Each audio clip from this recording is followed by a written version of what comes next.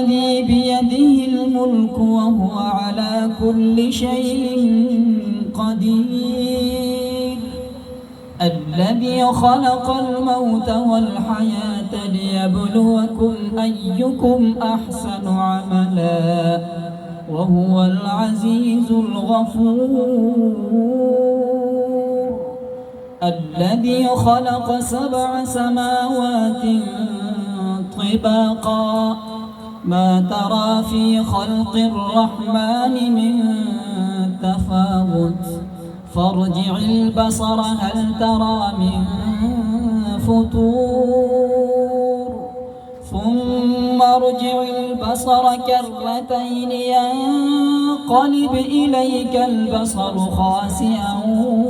وهو حسير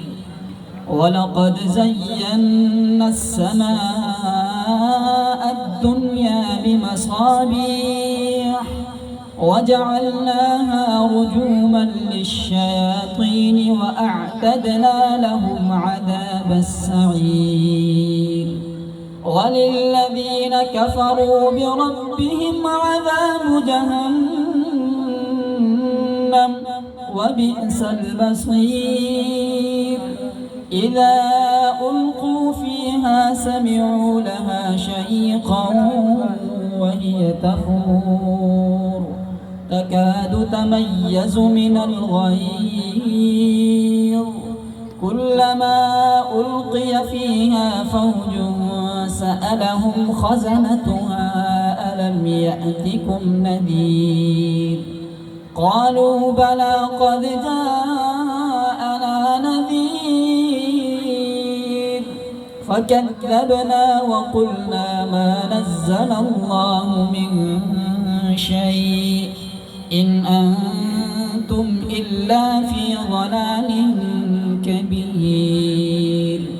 وقالوا لو كنا نسمع أو نعقل ما كنا في أصحاب السعير